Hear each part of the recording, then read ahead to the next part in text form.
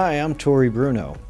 I've been a rocket scientist for 40 years, and I got to tell you that every single day has been an adventure.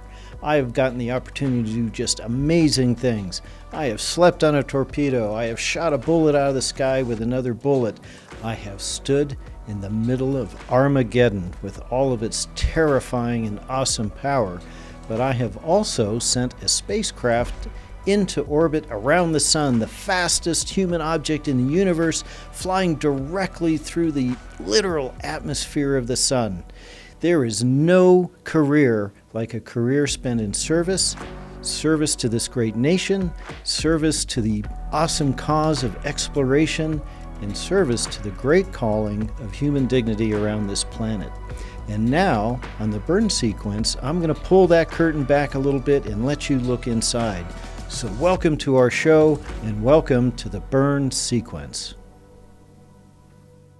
Lately I've been thinking a lot about education in STEM, the role that universities play, but also technical education, vocational education. Our society and our world is becoming more and more technology dependent. We're really in an era of ascendancy of technology.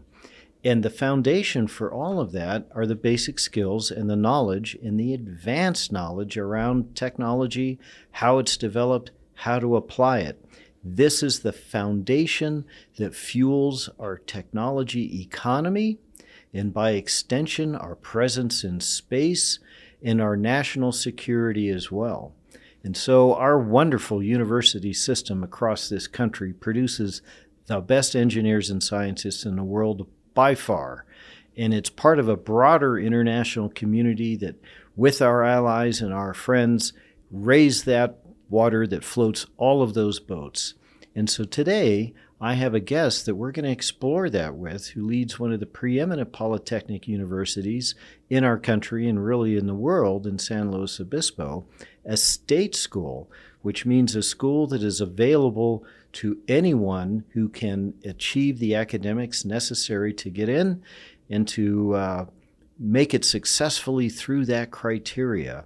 And it's just a wonderful thing, because not only are we contributing to the grand state of human advancement and the technology that enables, a lifting out of poverty and a vanquishing of hunger and a visiting the stars, all of those things that we value so much, but also has an individual impact for people.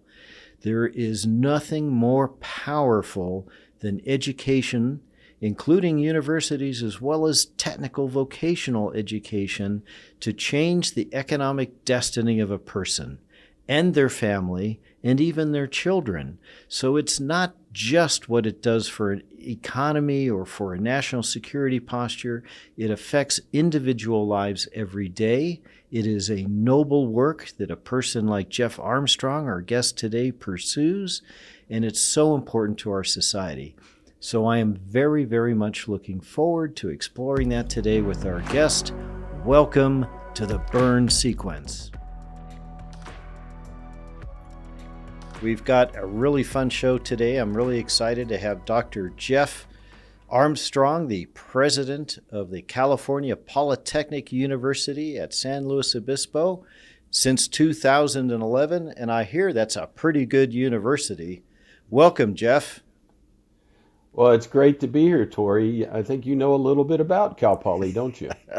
I do. I might have spent a little bit of time there. I want to say a little bit more about your background. Before Cal Poly, Jeff was a dean at Michigan State. He spent time at Purdue, which is a university we have a great relationship with. Love their propulsion program. You were at North Carolina State. And for those of you who do not know Jeff as well, he is also a frequent advisor at the national and the state level around issues with STEM and university leadership. He's just done such a fabulous job since he came to Cal Poly. The university's expanded, the graduation rate, especially in STEM, as well as retention, has also grown, which is really, really important, because that STEM element, that pipeline that comes from really good universities like Cal Poly, are just foundational to this economy of innovation and technology that we enjoy in the United States, and by extension, our national security. But one other thing that I'll touch on that's sort of personal to me is that, this education, and I don't just mean the universities, I'll include in that, when I talk about that, technical training and vocational training as well, is just the most powerful force in changing the economic destiny of an individual and their family and even their children and their children's children. So it's not just important economically and important to our country. It is really a noble endeavor to make that happen. And Jeff, you have changed so many people's lives. Well, I am honored to be here today, and it's fantastic to hear you say that. We are really working hard. And what you said about changing lives and how STEM and technology, whether it's with a BS or in the trades, there's huge opportunities. And we have to take a more holistic approach to getting that talent. It's hard to get into engineering at Cal Poly if you haven't thought about calculus until your senior year of high school. That's really difficult. But we also want to have that interdisciplinary approach to education so that people are whole system thinkers and they're ready to solve the complex problems like you do at ULA every day. Well, that is so true. If you don't catch those kids early on, I mean, middle school at the latest, statistically, they're not pulling through to the other side in an engineering or science program. And it is true what you say about holistic thinking. I think there's kind of a myth out there that, rocket scientists or other scientists are working alone in a lab, and they're making discoveries and they're sliding paper out through the door or something like that. Everything we do is a team, and it takes multiple disciplines to make any complex system work. But we also know that industries like yours, industries in California, have a predicted shortage in STEM, engineering. That engineering workforce is aging. And the engineering is the largest of our colleges, as you know, of the 6 colleges. Oh, yeah. We had 2,000 engineering grads walk across the stage last month to get their undergraduate, bachelor's, or master's degree. And as of this month, as of July 1, we now have moved into the maritime area, talk about heavy STEM and engineering. Cal Poly Maritime Academy is now on the map as Cal Maritime and Cal Poly integrated, and the CSU moved from 23 to 22 universities. So you've got students studying engineering, oceanography, many other fields. And it really is rooted, as you know, in that Polytechnic hands-on, learn by doing. And you start day one, and then you're ready day one for that job or professional graduate school, whatever it may be. It's an exciting time. Yeah. Oh, that is so exciting. And that expansion into maritime, that is really, really cool. I mean, I love rockets, but I might have been tempted back then if that had been a part of it. But, I got to ask you, a personal question, because I think you and I have something in common. I've talked on the show before about how I grew up on a little bitty ranch and I really wanted to be involved in space. And, when you're in a community like that, don't get me wrong, I loved ranching and I loved growing up in a rural community, but there just aren't those kinds of opportunities in that sort of place. And so I saved my money. I got down into Cal Poly. I had to work when I was a student there. But that is what allowed me to have a career in space. And without that, it would have never been possible. And I know you grew up on a farm in Kentucky. What inspired you to want to pursue this path of, eventually being at one of the world's premier polytechnic universities? Yeah, growing up on that farm in Kentucky, parents didn't go to college. My wife's from New Jersey. Her parents didn't go to college.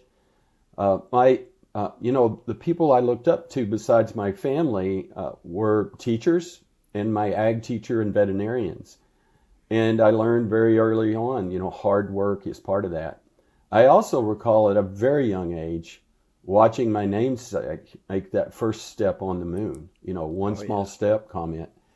And I was just enthralled with space and got every toy that I could afford. And so now being at Cal Poly and in our aerospace program, being close to Vandenberg, this is as close as I can get. And we did, by the way, provide an honorary degree to our astronaut, Victor Glover, in June. So I'm just really inspired to help students find their passion, because you and I have shared this comment before. It's not work if you love what you're doing. People have made a lot of money writing songs like that. Do what you love and call it work. And it's just like you can feel the passion that we both have for what we do in this podcast. It's pretty exciting. Oh, it's awesome. So we've talked about it a few times, but I'm going to guess some of our burn sequence, listeners aren't really familiar with this concept of a polytechnic. I wonder if you'd talk about that for a minute. Yeah, you think about the word, it means, many technologies. And it's, while we emphasize STEM, ag, architecture, math, we also recognize the essential role of the liberal arts. So our business students are amazing and lead the path in grad rates, and they take more math at Cal Poly in business than they do most other public universities. Oh, yeah. And then, of course, let's go back to learn by doing. It's more than a model. It's a deliberate process where students learn day one. Mechanical engineering students still learn how to weld like you did when you were a student at Cal Poly. I'm sure you took a welding class. I know you've got some stories about Cal Poly. But our students join faculty in their research.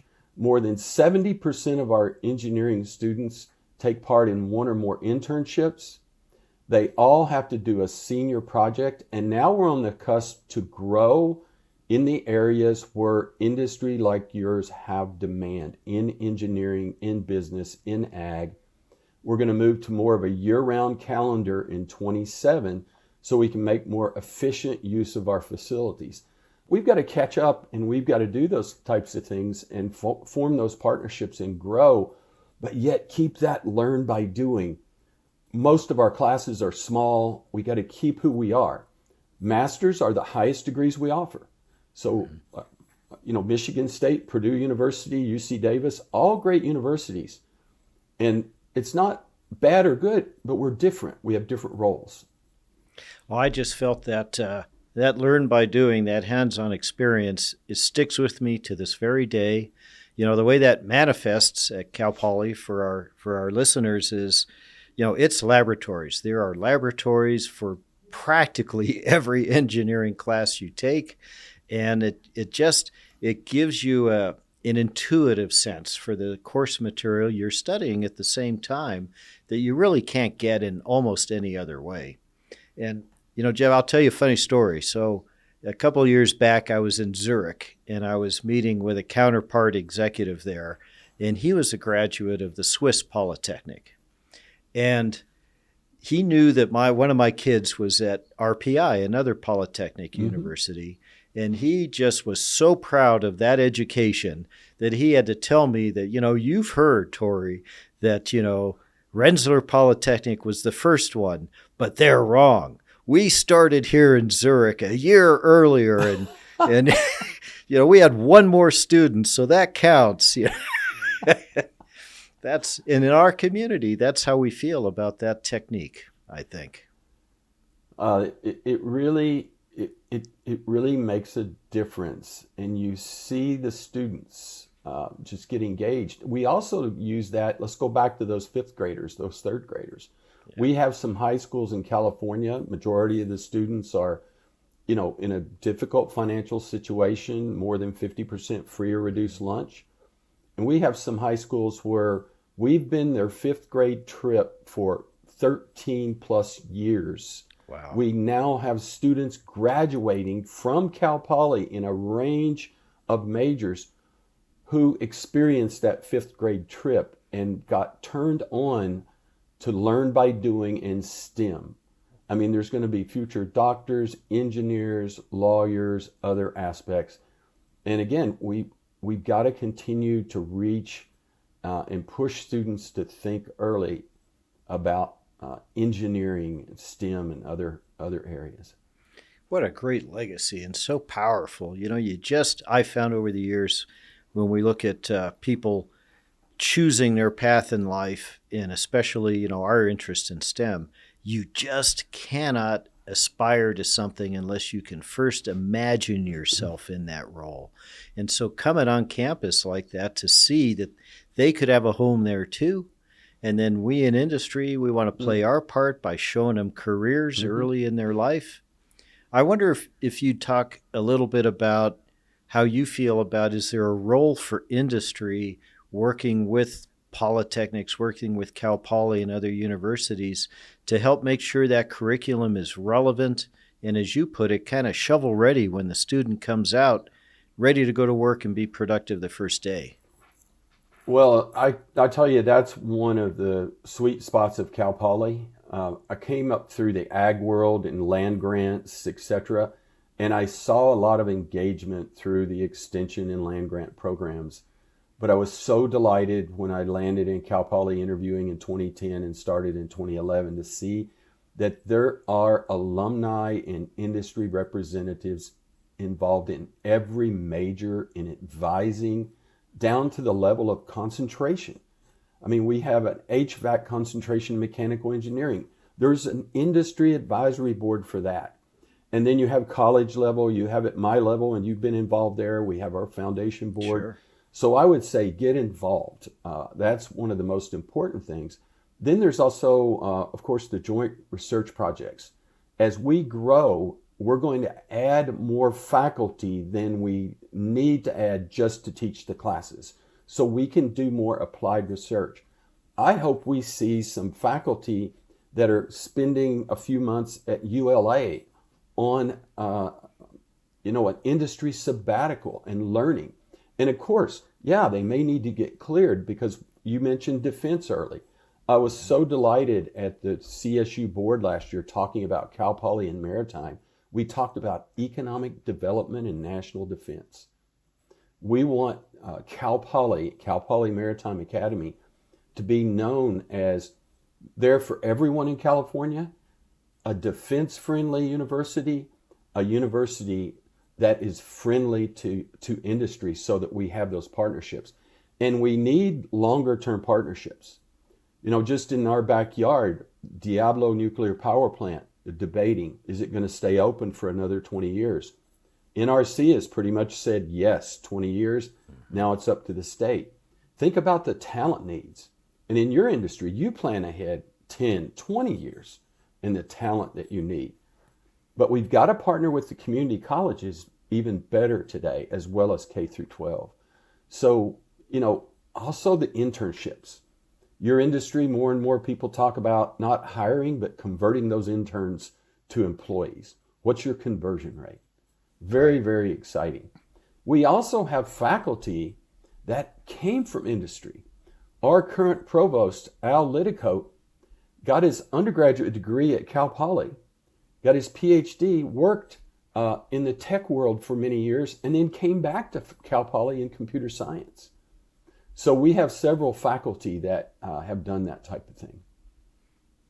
Well, I think that's a really great element of Cal Poly. When I was a student there, I had many professors who had retired from industry. In a lot of ways, they were kind of national experts in their discipline. Mm-hmm. And so when they taught us the academics, we got that plus that application, which is really the power of that Polytechnic. And I love your idea for faculty internships. You can sign us up right now. We'll figure out how to do that. But just like you, talent.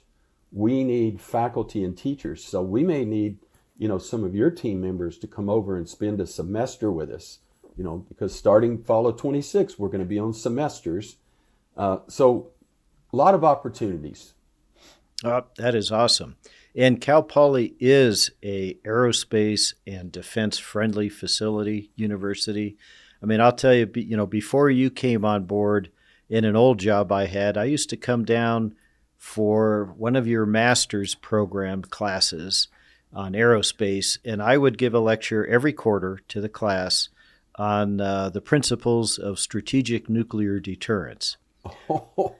I guarantee you there's a Wow. lot of universities in California where I could give that lecture once and probably not make it out of the parking lot alive. Yeah, but it's a real part of the world. The old cliche is true: freedom isn't free, and the best way that we have ensured peace in the absence of great power conflict is by deterring it through strength. And so And we're committed to that. yeah, and we and I don't want to go down a rabbit trail, but what we've also done over the past several years is really maintained, our time, place, and manner. Here's what you can do. Here's what you cannot do. You can protest something, but you can't interfere with someone getting a job. You can't interfere with a class. Yeah. So we've had a good track record of that balance as well, but really making sure students have the ability to do what they need to do to be successful. No, absolutely. And I appreciate that. Freedom of speech is what makes it worthwhile that we have a great nation that has peace and security. But as you put it, freedom of speech cuts both ways. Exactly. Well, I gotta, having said that, I've got to ask you a little bit about foreign STEM enrollment. Mm-hmm. I would like to see that be more of a path towards citizenship, and for that to be easier for people who want to come here with that kind of talent in math and science and get the best education in the world. I would love to see that. And then I also have concerns when we look at the demographics and we see that the majority of our STEM PhD programs nationally, I don't know about Cal Poly, but nationally are in fact foreign citizens. The majority of those are from China. And again, the majority of those do not stay here. They take that know-how and technology right back to China. What do you think about all of that?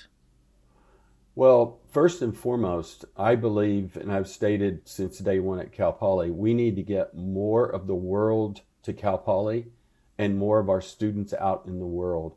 One of the things that year-round will bring us even more than just the efficiency of enrollment growth and bolstering learn by doing is students can do internships, study abroad, interact. We're going to have the flexibility to have more exchange students. We have some amazing exchange programs with engineering universities in Germany, for example.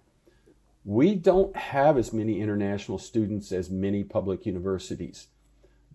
We had some plans to bolster that, and COVID jolted everyone.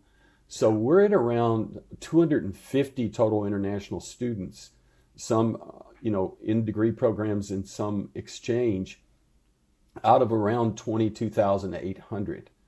So we have, again, study abroad everywhere. Many of our students do come from Asia. The largest group for us is from India. We do have China and other places as well. Now, the flip side of that is we have a high percentage of our engineering students that are U.S. citizens that feeds into our Cleared for Success program and getting students cleared. But I absolutely agree with you. This is a pathway to get more and more students to become, international students to become citizens and really get them to stay here. We need the talent. We need that in all sectors of our economic engine. Well, I couldn't agree more. All right, it's time in the show for me to kind of ambush you with a student town hall. Oh, good. So we have a lot of interns here from all over the country, certainly from Cal Poly. And the staff went out and they kind of sent a survey and said, hey, you're going to have, one of the most important university presidents in the STEM world on the burn sequence. What would you like Tory to ask Jeff? So I've got a whole list of questions right here. I love it. I love it. All right. Fantastic. Let's see. The first one. This one's from Ethan Caro. Oh, he's one of yours. Cal Poly Aero Engineering. And I met this young man. He's very impressive.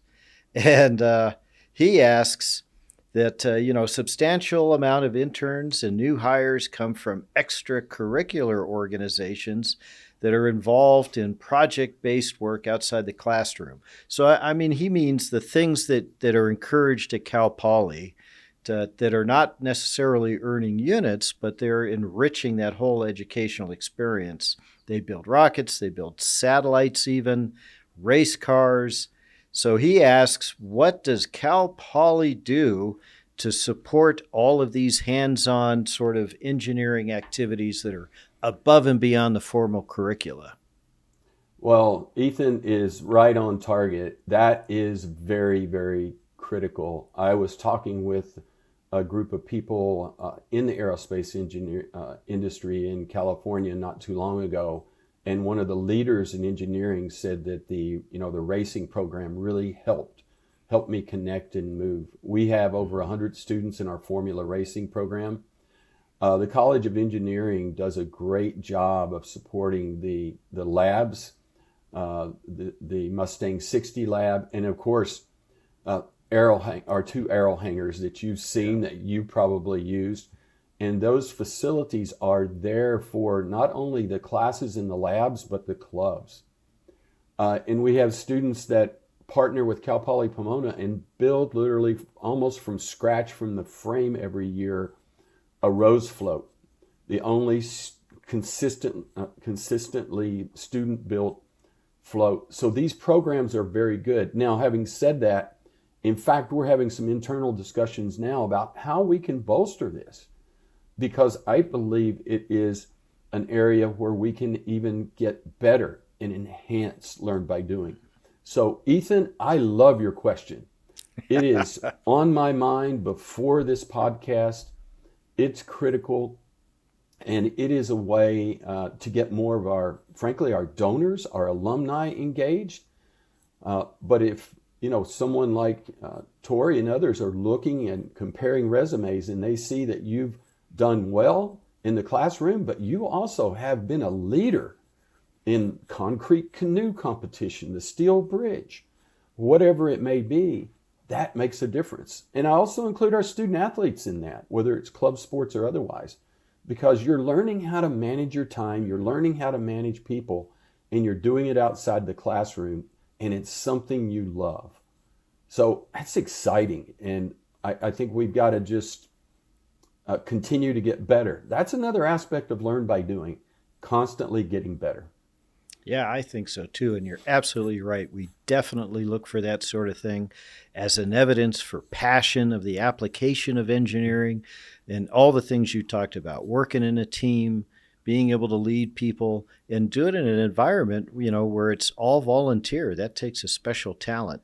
And Cal Poly, I'll say that Cal Poly does and always has supported that. When I was there, I was in charge of organizing a human-powered vehicle race. And so other students came from universities all over the country. And, it was an engineering problem. How do you take a relatively low power plant, a human being, and put them in a high-performance, lightweight vehicle and race them on almost a cross-country terrain? It wasn't cross-country, but it was uphills and downhills. Cal Poly's commitment, we shut the entire university down basically for 3 days on a weekend and ran this whole thing. We had people camped out in the hangar, in the aero hangars that you mentioned, trying to repair or finish their vehicles. We had hijinks I won't go into with you, sir. But it just showed the support that the university provided. I appreciate that. That's important. All right, now a question from Dylan Williams, Mississippi State, electrical engineering. And he asks, given your perspective around the space program and its long, rich history, what do you think are the most important technologies that derive directly from that? You can just think about all the things from the NASA program.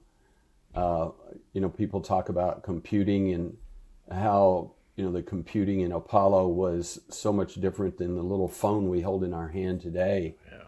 I mean, I think there's just multiple aspects of aviation, aerospace that we see today with those technologies. It's great. And the important point is we've got to keep doing that. We have some programs that across the university are Center for Innovation and Entrepreneurship. So we want our students in that learn by doing, thinking about the next technology and how it could really impact.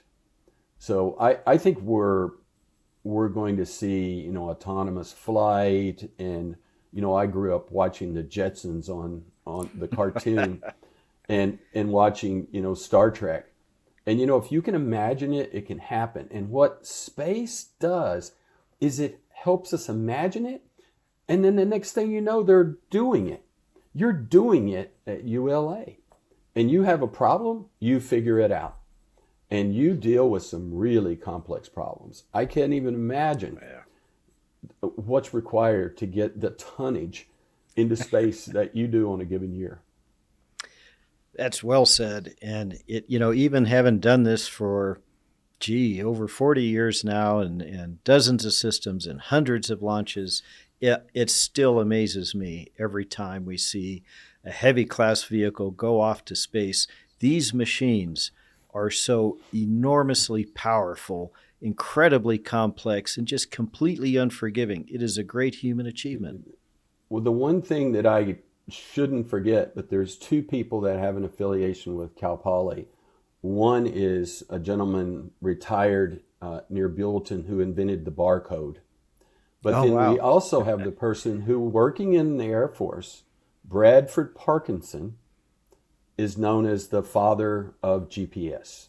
So that's probably one of the ones we take for granted more than any others. That's amazing. And he, with my ag background, he likes to remind me how it has impacted agriculture. And it's impacted everything. It absolutely has. And, that's one of the things that I like to talk about when people say, well, what about space? What importance has it had for society? GPS is such a great example. It feeds 800 million people a day. The efficiency gained in agriculture through the use of GPS in being able to manage land and manage these giant grain farms, it's hard to overstate the contribution. People will ask about that with respect to rocketry and space. GPS saves billions of gallons of fossil fuel every year and what it has done for transportation, not just on sea, but on land. So these contributions directly from space are monumental. It's not just at the basic technology level. Well, I'm glad you didn't add that GPS has kept people like me from driving endless miles from getting lost. So thanks for not saying that. Well, I'm in the boat with you, Jeff. I'd have it implanted in my brain if I could. All right, we got a couple more here. I got one from Ian Keefe, Colorado School of Mines, electrical engineer. And by the way, another university that has really embraced your philosophy of hands-on learning, learn by doing. And he asked more of a personal question about you, about the driving factors that have led you to your success and your leadership of this preeminent university. Well, you've got some good universities there represented in Mississippi State and Colorado School of Mines. I'm not surprised at all. I know them both pretty well. Well, I'd say, first of all, hard work. Beyond integrity and honesty and personal characteristics, that's what my dad growing up said, hey, son, you're not going to be the smartest one in the room, but you can be the hardest worker. Another one I would say is having the right mentors and learning from people along the way. It's learned by the doing of others. Sometimes it's learning some mistakes people make. And there's no shortage of just reading the media and things that happen. But it's also learning from your own mistakes. Learn by doing. One person said, it helped me overcome the fear of failure. And then the other point I would make is being willing to step up, take a chance, and move out. It doesn't mean taking There's a difference between being reckless and not as risk averse as some might be. And I think that helped me in grad school and other areas. Hey, will you help do this? Absolutely. Well, what about this? Sure. And then do it. So those are three things that come to mind. Yeah, I resonate with that. And also just back to the Cal Poly and universities like that, one of the things we so value in industry when we hire those students is they're not afraid. I've as a manager, years ago, I would have people from, I'll say, a different type of university.